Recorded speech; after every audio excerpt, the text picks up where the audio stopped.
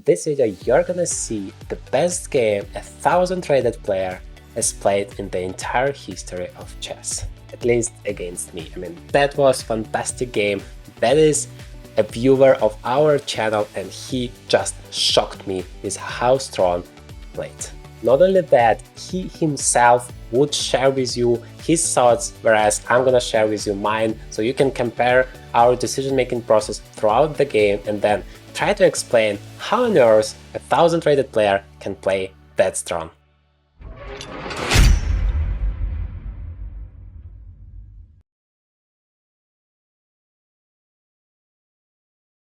What's up, chess player, and welcome to the Journey to Grandmaster, the place where you can improve every single aspect of your chess game. And today I'm gonna play against one of you guys, one of our members of our amazing community, and we are gonna record that. So the idea is that I'm gonna comment in my moves, whereas my opponent is gonna comment his moves, and then hopefully you can compare our thought process and, well, make use of it, and of course use it in your own games, take advantage of that, try to understand that difference, what happens in the mind of 100 ELO, well, roughly 1000 sorry, rated ELO player, as well as 2400 rated player. So let's see, I'm gonna start with the Philidor defense. As you may know, that is my favorite opening here. Knight to c3 is theory. Yeah, I'm still getting used to the system. We have agreed that when it's my turn, I'm gonna command. When it's his turn, he's gonna command, so that you're not confused with us talking simultaneously. So, well, that is the starting position of the Philidor defense. Now I'm gonna play e5, and here we go. I developed the other knight. Okay, he plays knight f3. Of course, there is a choice between takes on e5 and then going into the endgame and play knight f3. I mean, he told me that he's gonna prepare against the Philidor, and here you have it. So I guess we are gonna see some computer variation. Maybe I need to somehow find a way to get rid of the main lines, because otherwise I might be in trouble. So let's see. Yeah, for now, of course, I should have played knight e7. I don't really have a choice now. I should and must play bishop e7, because otherwise knight g5 is coming. So far, so good. Castles, yeah, now, once again, I don't really have a choice, so let me castle for now.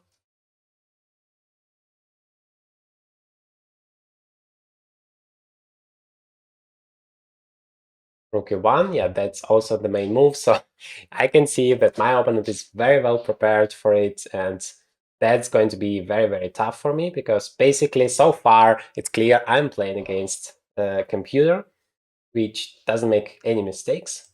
But at some point, his theoretical knowledge hopefully will end, and then we are gonna start playing a real game. But that's great. I mean, if you can be well prepared, that is fantastic. That is what you should always do. And now I play a4. Yeah, a4, that is also the main move, because otherwise black wants to play b5. So far, my opponent is not thinking at all. I'm curious to hear afterwards what he is saying there. In the meantime, he doesn't have a lot of time to think, because to say anything, because he doesn't think at all about the moves. So yeah, maybe here I can normally play something like a5. Maybe I can switch to something else. Let's play here b6. Alright, e5 is the main line theory. So far, we've only been playing the main line. I do have to remember this because I was surprised that he didn't play a5, which is his most popular move.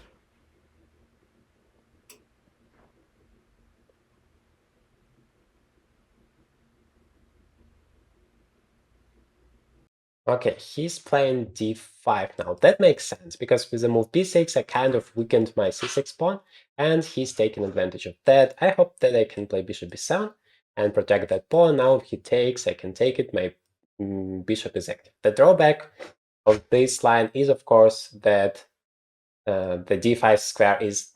b3 is a couple ideas. The main one would be supporting the bishop. It also creates a good pawn chain. The best move in this position would have been taking, which on c6. but I didn't do that because that looked a bit weak. Sorry, because I thought the bishop could take on c6 and there would be too much pressure on my pawn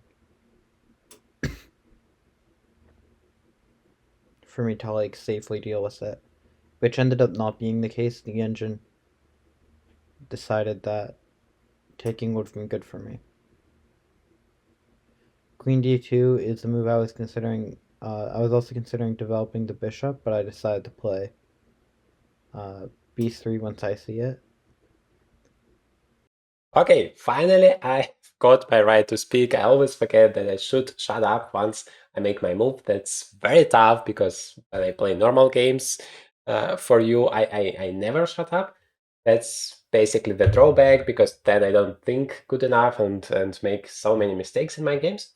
Anyway, my opponent plays here b3 and he is about to continue the development with bishop to b2, and he says if you want to take on d5, that's your chance, but well, I am well prepared for that. I have more than enough defenders. Okay, well, I don't know. I can just Queen c7 has some drawbacks because he takes. He plays knight d5, and then my bishop on e7 is hanging. Although I can just take it, right? And then, yeah, I'm kind of preparing my move.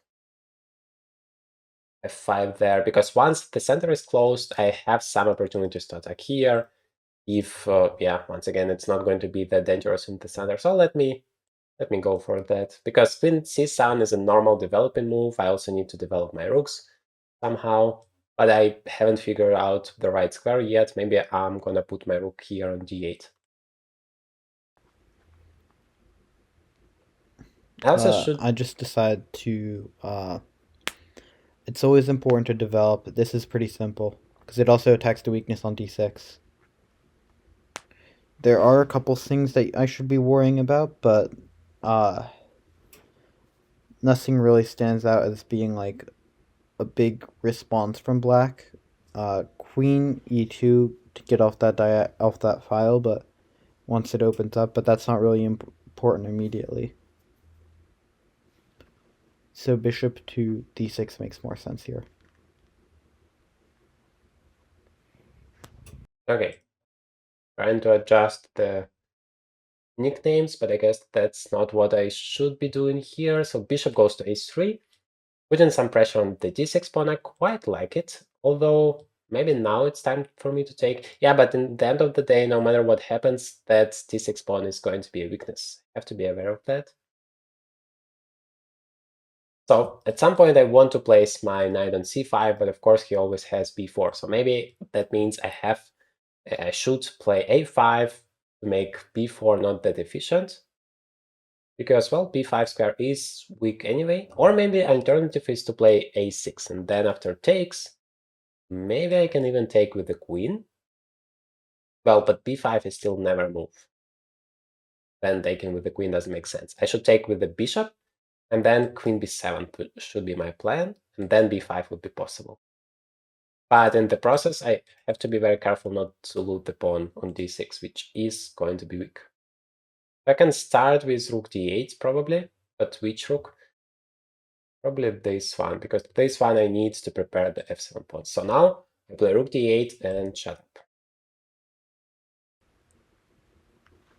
Alright, I think I calculated a lot of this during my opponent's move. Rook d1 is indicating that they want to open the file, so now queen e2 would make some sense here.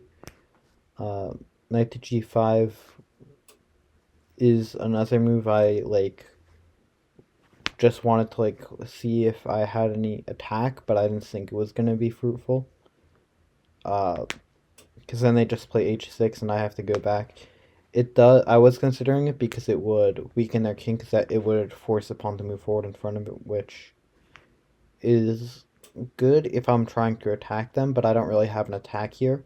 So it makes more sense to do a non-attacking move. I'm considering rerouting the knight, but then I lose enough. Then I don't have enough defenders on that pawn. So now my plan is to get more defenders on that pawn so that I can move the knight, which is what I'm considering. I'm just like looking at these like potential pawn pushes. None of these make any real sense for me to do. so I don't look at them for too long. Uh, I'm considering moving my queen between d3 and d2. It's kind of hard to figure out which one is better. Uh, Queen d2, I think you can kind of move around a little bit more. Queen d3 is a little bit more forward. Kind of forget which one I chose. I think I chose queen d2. It also looks visually better because that's where most of my pieces are, so it's more connected. Okay, now it's my turn. My opponent plays queen to d2. That is a very reasonable move just to continue the developments, maybe double along the d file and attack the d6 pawn even more. So yeah, at some point it's really time for me to take on d5 because otherwise I risk to be too passive. I already have some fear in terms of knight h4, knight f5 here. I don't know, creating some threats. By the way, queen g5 is also coming in that variation now, or I don't know, knight g5 somehow attacking the f7 pawn or something else. Yeah, but knight h4 is the most interesting idea because even if I take here on d5, which is a typical combination here to win that pawn, he can just ignore that and play knight f5 no matter what, because if I take there, he takes with a check and wins bishop. That is, yeah, I feel like I have to take. It's time to take. Somehow, Alright, now I'm considering between taking with the bishop and the knight. This is a. I'm assuming they're. Right now, it's like looks like they're gonna take both times, and I'm just gonna have my queen there or something. But I should also consider which piece is best to take with in case they don't take two times. Uh, and they do have to take back at least once. Like, it would just make sense for them to do so.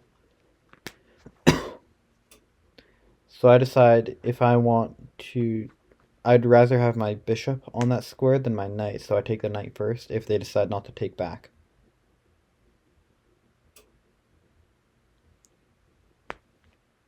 okay, knight takes d5.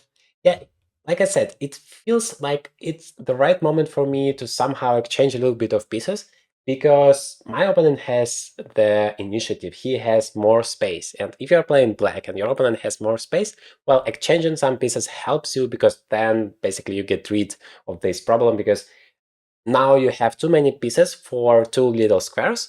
So if you exchange some pieces, then you have the same space, but less pieces to occupy this place. So that helps. And also sometimes you get even more space. For example, this C file is going to be opened. Now, of course, I don't have any choice. I have to continue taking, otherwise I'm going to lose my bishop. Now taking back with the bishop makes sense. Uh, the reason you can't take back with the pawn is because then they can play e4. So Okay, bishop takes, I guess, yeah, I should take here. Now, if queen takes, the question is, can I grab that pawn or is it too greedy? Probably it is too greedy. Well, bishop takes d6 is not a problem because I have, I mean, this variation, bishop takes, queen takes c2. I play knight to f6 and attack the queen if he takes the pawn on d6. And then the queen and the bishop are under attack, so that variation doesn't work for him. But what I'm rather worried about is that after queen takes c2, my queen might be in trouble. So let's say rook a to c1. Then I don't have any squares apart from a2, but then to say the least, he can just go back, and that would be at least a draw. So doesn't make a lot of sense. So I guess after takes, queen takes, I should play just knight f6, attack that guy on d5. It should go back. And then, yeah, I'm not sure. Maybe I would even have the d5 opportunity, maybe not. The alternative is to place my knights on c5. By the way, I can do that right now without exchanging anything, because if I exchange and then play knight c5, then the queen is very powerful on d5. So let me just play knight c5. Knight c5. now I'm considering what has to be done here. I don't like how many pieces are attacking my like on the A like A8 to A1 file A8 to H1 file diagonal. I don't know how you would denote that. So right now I'm trying to kind of take their bishop because it's kind of hard to take back. I'd have to take back with my queen.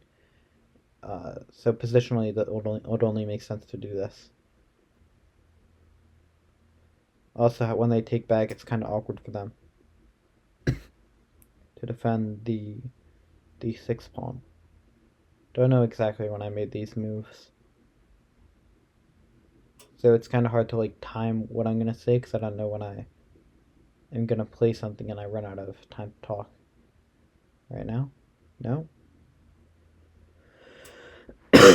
I kind of don't want to take the bishop, by the way. So like that's why I'm taking so long to play. I'm looking for alternative moves.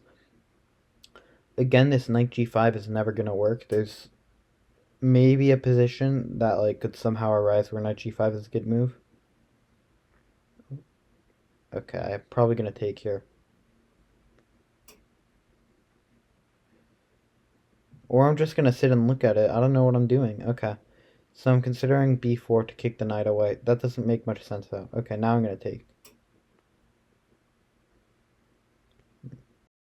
Okay, my opponent takes on b7. By the way, I definitely have to admit, I mean, for a 1000 rated player, he's played extremely strong here. It's already move 15. White is still definitely putting some pressure. Having the upper hand here, I mean, I can't say absolutely nothing wrong. And here you see the importance of good preparation. Probably I shouldn't have played the Philidor, but well, I wanted to see what my opponent has to prepare, so I went for it. But you have to be flexible in the openings. That's also very important. If your opponent knows for sure what you are playing, then you might want to switch to something else. Anyway, he's playing fantastically here. I guess I just take, then I put pressure on this e4 pawn. Maybe he can, well, if he takes, I can always take it, and then I'm gonna attack that guy. It's not like my bishop is particularly great, rather the opposite, but I'm still pretty solid. I mean, taking with the knight and going back definitely doesn't feel right, so I'm gonna take. Alright, so now they take back. They're putting sufficient pressure on the e3 pawn, and it's actually kind of hard to defend because I don't want to move my queen to defend it because that creates a couple. Because that kind of creates some weaknesses for me. Uh, it's better just to remove the defender here. Uh, I think there. I mean, it also just doesn't feel good to like have to defend because now they get a lot of activity, and they can like just start adding pressure to the pawn. They might even be able to push the pawn at some point. Because if the d5 file opens up, then I'm in bad shape. I don't know if I can take immediately. That I might. I think I actually do defend the pawn. I might move the queen to like e3 or something before I take. Actually, now in hindsight, not in hindsight, in like, because I did think of that in the game. Uh, so I think they kind of forced me to take their knight at some point, actually, or maybe I just took it now. No, okay, good, because that looks kind of bad. So now I'm thinking of ways I can defend that while staying on the e file. Queen e2 allows me to be a little bit more flexible with my queen. It's a more flexible option to choose from, in my opinion. I don't really know. It's more of a gut feeling. Queen e2 also gives me more light squared control, but I wasn't entirely sure if that's what I really needed, so I didn't end up playing that. I don't think it really would have mattered, considering like the following moves that were played. They might have had like attacked it or something though that I missed.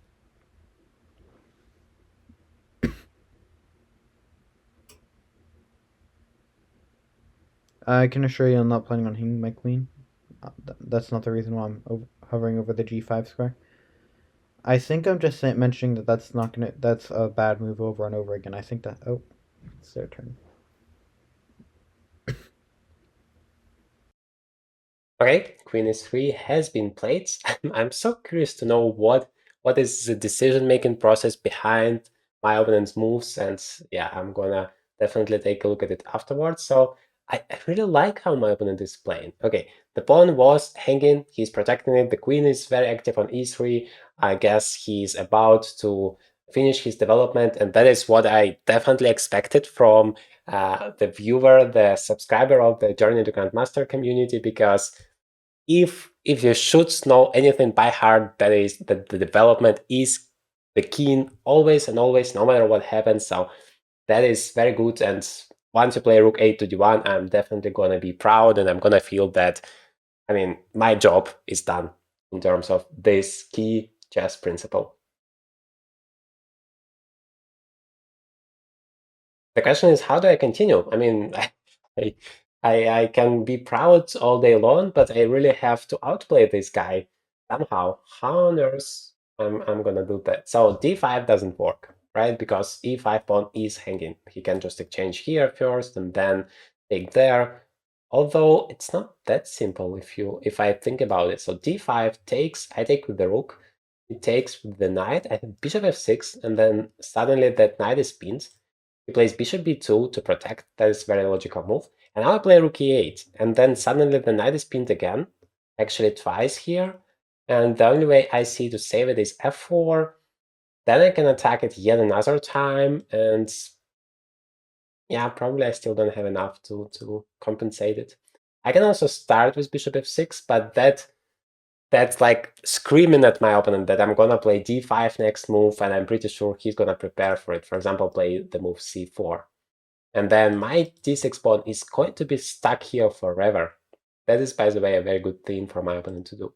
Another strategy, completely different one, is for me to play f5 immediately. That is kind of a risky move because, of course, I weaken some squares here, but I attack this pawn. He probably has to take. And even if he doesn't, I can take it. And then I open up this diagonal for my queen, and I take this f-file for my rook. And then I'm gonna have some very interesting opportunities. Yes, my d6 pawn is weak, but it's very difficult to make use of it because my bishop is protecting it well. So I pretty much like f5, and also that is the strategy that the higher rated players are using so much. They try to complicate the position. So it's more difficult for less experienced player to find out all of the nuances there, because yes, when we are just starting the game, especially if you're prepared good or if you have watched some videos on Journey to Grandmaster channel, you know what to do. You know that you have to develop your pieces, you have to focus on the center, you have to make sure that the king is safe, you know that you should spend just one move on one piece. That is the golden rule.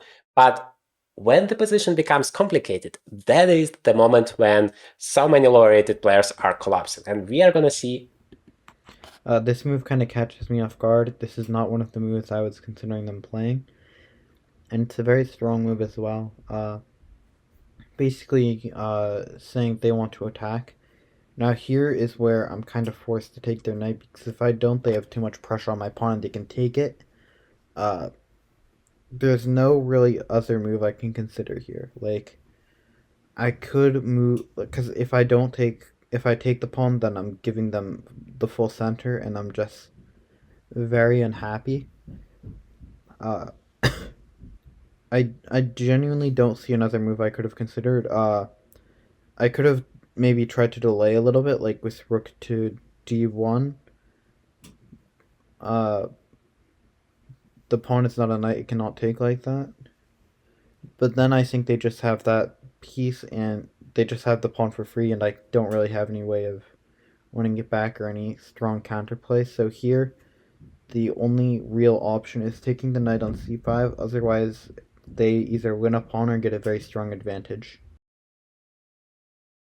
Okay, well, first of all, I'm sorry I once again forgot that I have to shut up at some point, and I'm not sure what parts have you heard and what part you didn't. I said that I want to complicate things with this move f5 because so often that happens that low-rated players can't handle the pressure once the position becomes very complicated. So yeah, but I was talking so much, and I thought I have a lot of smart things that are going to be useful for you, and then I realized it's not my move, and you're not going to hear it. That was very embarrassing. Anyway, my opponent takes here on c5, and now if I take with that pawn, it might be actually possible, because after knight e5, once again I have this idea with bishop f6, and now I have a very active bishop. extremely strong one once this pawn is disappeared. Because let's say I take just with a p pawn, this bishop is just stupid. It's entirely passive. It's not having any opportunities at all. This d6 pawn is weak. If I do that, I lose this pawn on e5, at least temporarily, but I activate my bishop so much. I guess he's gonna just take that pawn, and that is a big problem. I can play that, but he can just escape or play f4. Yeah, I feel like I have to take with that pawn and live with the fact that my bishop is very passive, at least for now, but maybe I'm gonna change that. Let's see. Now, it's time to shut up.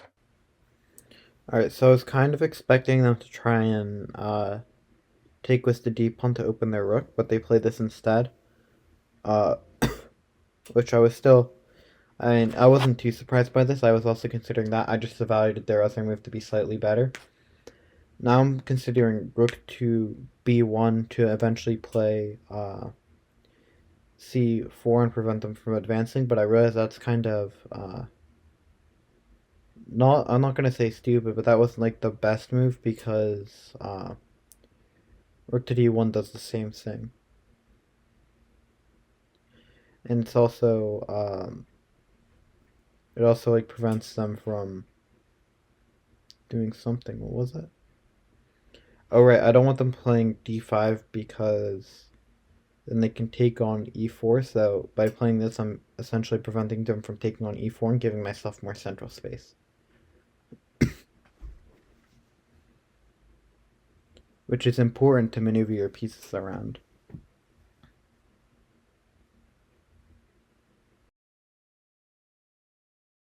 Okay, well, now I definitely feel that I'm doing my job well because my opponent has finished the development. All of the pieces are active. That is the dream case scenario.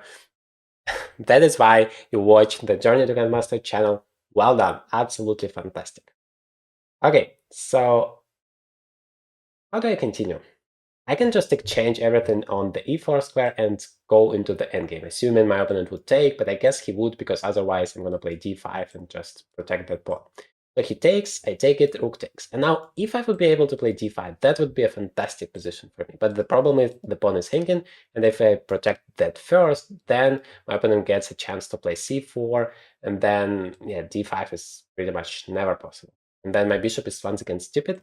Yes, there is a weak pawn on b3, that's great, but I also have a huge weakness there, so white can just double the rooks there, and yeah, it's not going to be much. I can also just play f4, and then g5, g4, and launch my attack there. It's a little bit counterintuitive because the position is pretty closed, and I'm closing it even more with the move f4, and I have a bishop against the knight. So normally you want to open it up if you have a bishop against the knight, but in this particular case, that might be interesting. But I guess there is a typical way for white to deal with it. Namely, when I play g5, he plays h3, and when I play h5, preparing the move g4 once again, he plays knight h2, and then very difficult to make it possible. Although maybe I have some interesting ideas, like f3 anyway, sacrificing there. Yeah, I'm not sure. So what else can I play here? I don't take something like c4, trying to spoil my opponent's structure completely. I really have to speed up at some point because I have just 2.5 minutes. But it's really a very important moment here, I feel. c4 is interesting. c4 would completely spoil his pawn structure.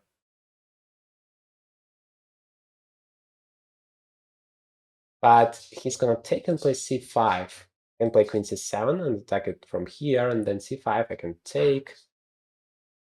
Yeah, but then somehow I can regret opening up the position that much. Okay, let me make it more complicated. Play f4, g5, and go one for the attack. Alright, so when I saw this, I kind of thought it was a mistake, but there's a. Because I was thinking h6 was the best way to stop me from putting my knight on g5, but now I have to think about where exactly I want my queen. Uh, queen d3 makes much more sense, however, because now I could, if I wanted to, triple up my rooks on the d file and have a very strong attack on their pawn.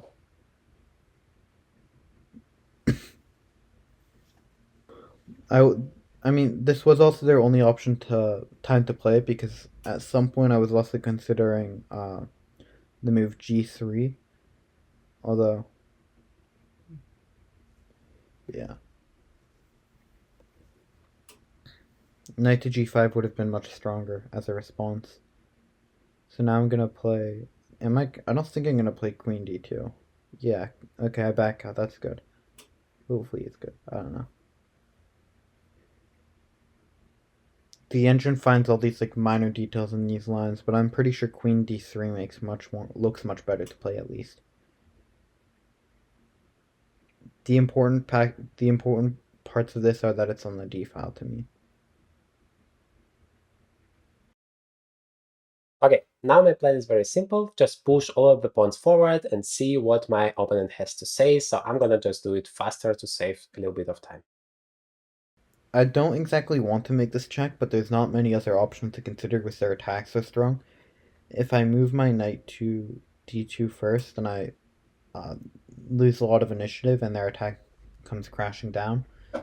h3 was stronger, and I was considering that for a little bit, but in my head, I thought that that was because after all the exchanges, they have g4 at the end of it, which forces me to move my knight.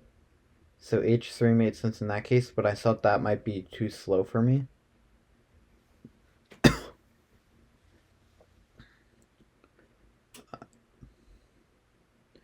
I was considering whether or not they had an attack if I were just to like play g3 and try and trade off queens. If I were to play g3, I was worried about them playing.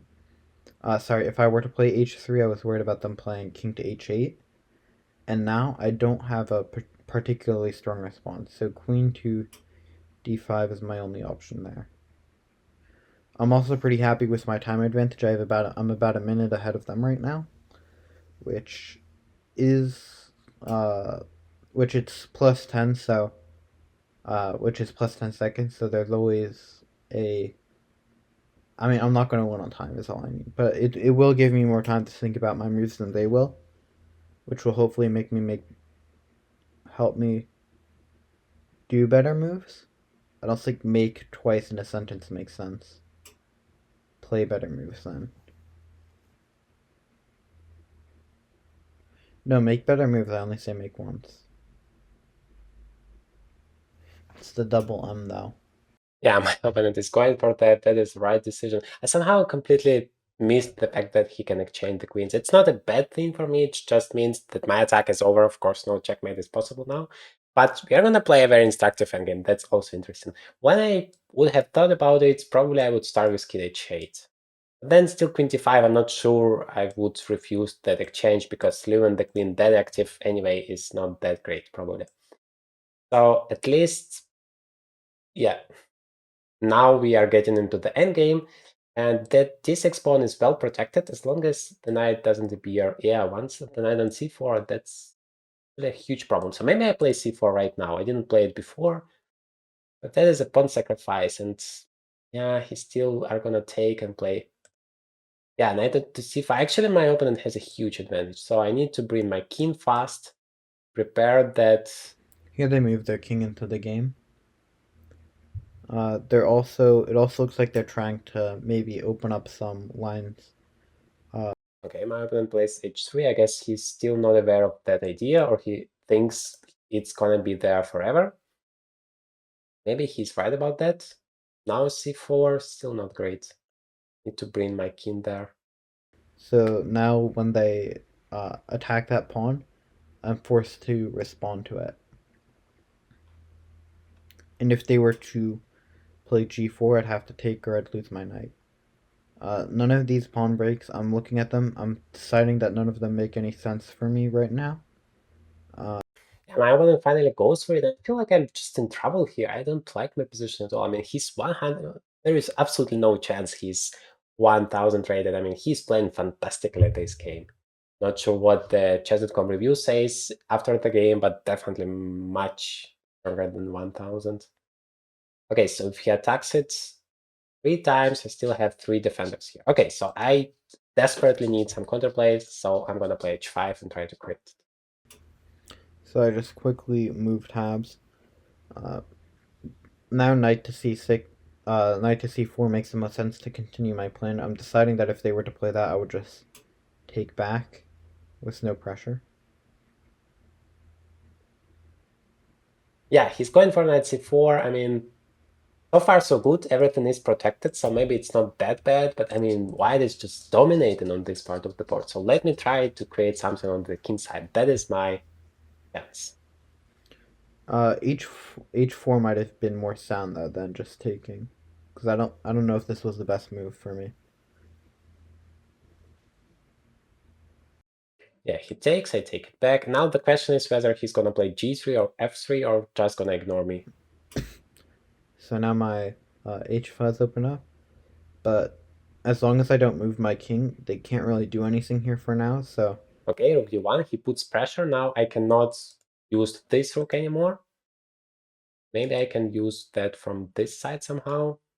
Rather doesn't help at all. But if I create a checkmate threat, that's not gonna be that important. Oh my god, my opponent just lost connection in a very bad moment when he has just 10 seconds on the clock. That is very unfortunate. We played such a huge game here. Yeah, well, that's life.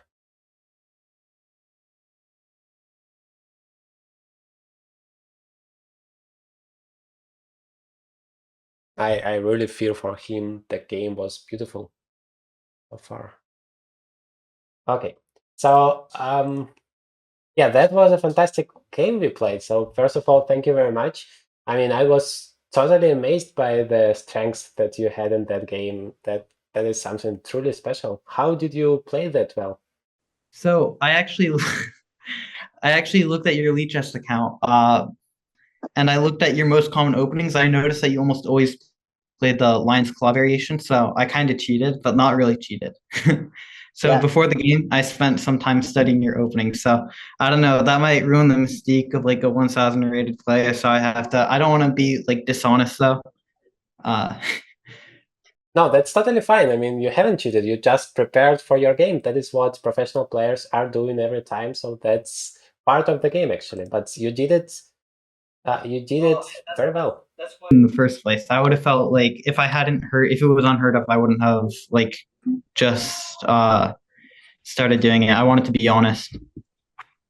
Okay, so would you like to take a look at the game review now? Yeah, We both have 93%. That is truly amazing. I mean, well done. Let's go through it a little bit. because I thought your bishop was going to attack my uh, e4 pawn much stronger. So I thought that was like I thought taking there would be a mistake because it looks like I could probably defend, but I didn't like how much pressure just like looked like was going against my like e4 pawn like that. Uh, Yeah, I guess the main problem is this knight b5 move, which I actually also missed, because then this pawn is attacked so much. I had this position before, and then I somehow managed to play knight c5 already, and then everything was okay. But here you have knight b5, attacking this pawn 3 times, so basically I'm obliged to exchange, and then I don't like it. So the engine says I have to take with the queen, which is actually quite fine. It's not a big deal. Probably I would have done it if you would have taken, because I would probably have seen the knight b5 opportunity, and then I play knight c5, and then I attack the e4 pawn again. So yeah, it's better for you, but nothing dramatic. Okay, let's go on.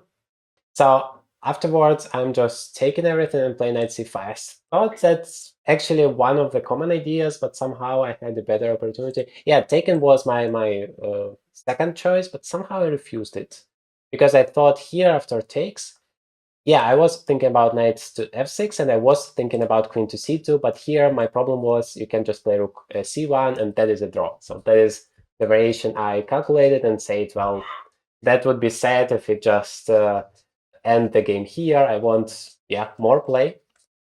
So I thought about exactly.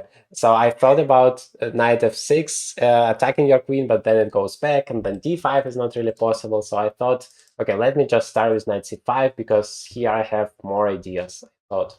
But the engine is not a big fan of that. f5 scared me, but I thought f4 was a mistake personally because I felt like that was like relieving a lot of like the advantage you had against my opponent because I felt like I was kind of in a pickle there for a bit, and I felt like once you allowed me to do that, I was kind of like free.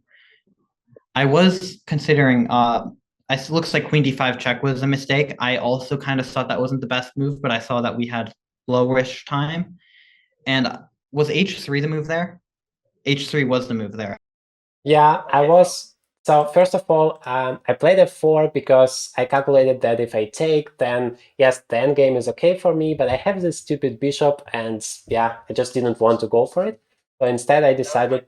I also thought that if you did take, then my rook would be suddenly a lot more powerful because you have no attack on me, and I can now move my rook to d5, and it can't be dislodged at all. And I thought it would like just be. It looks like that's not what it really wants, but I thought like that seemed more intuitively good for me. Exactly. Exactly, your rooks are great here, and I said that, well, d5 would be a perfect move for me, but unfortunately I cannot do that because the e5 pawn is hanging, so ideally, like bishop f6 and d5 simultaneously, then I would be great, but I can never achieve it. Otherwise, you're about to play c4, and then my d6 pawn is stuck forever. So I concluded I don't want to get into this endgame, and that is why I played f4, because I wanted to launch my attack and say, well, let's make it more complicated, let's try to give you a checkmate. But you handled it very good. And actually, queen d5 is something I missed. I played probably, yeah, I'm not sure. I said that probably I would have started with king h8, but then you still have queen d5. And yeah, the queen is very active. I probably still would have taken it. Queen, were you considering h3 at all to prepare queen d5? Yes. What I calculated was after all of that, my knight, I would have to move my knight, but I thought it was still fine. Exactly. I say that it's a very typical idea to stop the move g4 with h3 and knight h2. That is very typical move. For some reason, the engine is not that happy about it, but it stopped the idea completely, and that you're still better. And here you are totally better, so as long as you stop the attack, it's hard for me. I was thinking here about something like f3 sacrificing, but I wasn't sure whether it's gonna work, and yeah, the engine says it doesn't work. Anyway, I was expecting h3 and h2. I was considering trying to, in this position, I thought after we traded the queens, I could eventually move my knight to, I didn't like the move c4. I like the move, I wanted to put my knight there instead. I don't know what you think about that. If it would have just been better to play c4, because it does take 2 tempi to move the knight there. And in that time, you can also just still keep defending it anyway. But I thought having more pressure would always be beneficial for me. Actually, I think, did we end up playing that anyway? I kind of forget which moves we played and which moves we didn't. Yes, we played knight d2 and knight c4 later on in the endgame, and that was really strong. Here, the engine is also happy about the move knight d2 and knight c4, and it makes sense because I want to play g4 anyway, and so you just go away out of this threat, so that makes sense. But queen d5 also, it's like making sure that you're going into the endgame where you still have that target to attack, but you can never get checkmated here. So it's kind of an insurance for you that, well, you get a very decent endgame without a chance to be checkmated.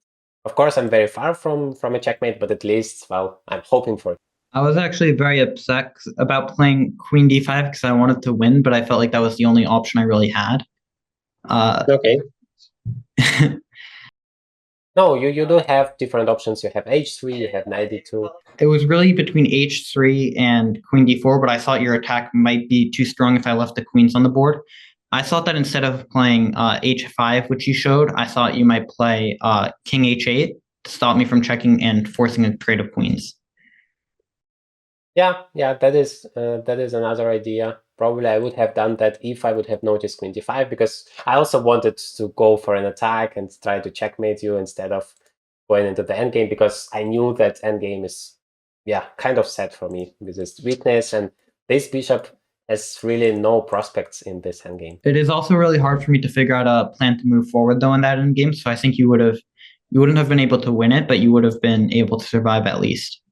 Which you kind of need to win against me because I'm much lower rated than you, so you lose a little bit of ELO. Because there's no like winning plan. I thought like I can't attack your pawn weaknesses really with my current setup because the a6 pawn is too strong. My plan from there was to, of course, move my king to f1 and then like f2. But I was kind of worried about the pawn breaks, but I thought they would be fine because there's not enough material supporting them. So I could just trade and hide my king. Well, so that is the final position here. What would you play if we would continue the game? Yeah, I'd have played king f1 with the idea of I did just look at it right now to see if it actually worked, but that was always my plan. I don't think I would have played it immediately. Okay. Yeah, because there are some checkmating ideas immediately, and that was my hope. And yeah, king f1 immediately loses.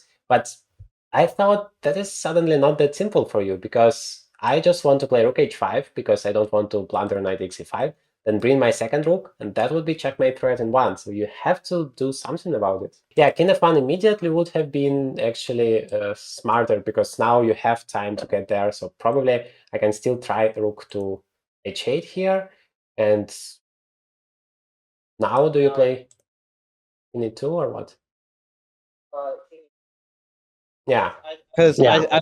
I was considering it. I wasn't sure if the f3 move would have worked, but that was definitely the move that was like just like off the top of my head that I was going to play. Like that's what my intuition was saying was a good move. Well, I would continue the game here. I feel pretty optimistic because I have some threats. I mean, that's better than nothing. There is I don't see a way for you to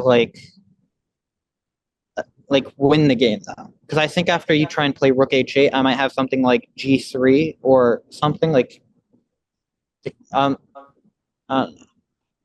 it's kind of hard to figure out. Well, the thing about that, I don't know if you have seen some maybe Magnus Carlsen games. Most of them, he has a very, very normal position. It seems like it's not possible to win it at all, but you don't need to win it immediately. You just step by step, you go on, you create a small thread here, small thread there, and then you improve step by step, and sooner or later you get those opportunities and you actually overtaken the initiative and win the game at the end of the day. But of course, hard to say what could have happened. Unfortunately, we didn't have a chance to play it till the end. But I have to say, you played fantastically this game. I mean, what is the Chess.com says your level is 2350. That is fantastic. So So it's kind of cheating. really? Yeah, I have no idea how it works. Yeah, I googled it because I was like, that doesn't make sense. So I tested it. If you set a stockfish like match between like two engines, it will say it's like rated between like 1,000. If you set them both to 200 ELO, I mean, it's probably like not that bad, but like. Yeah, but I mean, I can. Once I learned that, I stopped taking the engine like review seriously. Okay, but I can say from my point of view, you definitely played that game very good. I mean, I can't say anything bad at all. I would be curious to see what's going to happen next, whether I would have outplayed you somehow there or not. But regardless of that, this part of the game you played absolutely great. Mm-hmm. Well, I can run you through some things I was considering, just like general principles I was planning. So I was considering maybe the c4 b4 pawn break at some point, but I didn't think that was well timed, and I wasn't sure it would ever be well timed actually. But it was something that I still thought was like something worth considering, like at the end of the game, like in the end game. Okay. So like I thought c3, sorry, c3. c3 and then eventually playing b4. I thought that might work for me because after that the pawn would be gone, and then I could eventually play something like rook to a5, maybe threatening to win that pawn. I thought it was more open, but what I didn't like about it was I didn't think it was I didn't think it was active enough, or that it would really give me enough of an advantage to try and like play it. So I would have like tried to play it eventually, but not like immediately. I liked how I thought the g5 pawn was a little bit weak at some point, but I didn't think there was a way for me to actually exploit it. I was thinking that like there might be some sort of tactic at some point in the game, so that's why I kept my knight there for so long. Also, it didn't make sense to move it. I'm curious to know what your decision-making process was throughout the game. I'm gonna take a look at that in the recording, and we are gonna compare. And of course, you guys already have seen, and you could compare. That would be very interesting to know your opinion. Of course, let me know in the comments what you think about this format. But in general, I was just amazed by how strong you played. That was my main thoughts throughout the game, and I was proud that you are doing everything according to what we always learned on the channel. Like all of your pieces were active. Even here, you could see that all of the pieces are taking part. So yeah, I can only say good things about your play here. I also tried to make sure to play solidly because I knew you were much higher rated than me, so I probably wouldn't win in a dynamic position. That was also something I was considering. So when I saw that you played the perk, I was definitely a bit happy because I'm a very positional player. My favorite opening is Roy Lopez. But I knew you wouldn't play into that because I saw your games and you almost always play the perk. So I was just like, I guess that's not going to happen. So here you have it, an absolutely brilliant game from a 1000 rated player. How on earth is it even possible? Let me know in the comments what you think about the format of this video, whether you liked it, whether you want me to create more of those videos. In this video, you're gonna see a video when I explain you the entire transition from the opening into the middle game, what kind of ideas you need to take a look at there. I mean, that is very instructive. You have asked me for such a long time to create a video to help you with that. So here, finally, I did that. Very instructive. Take a look at it.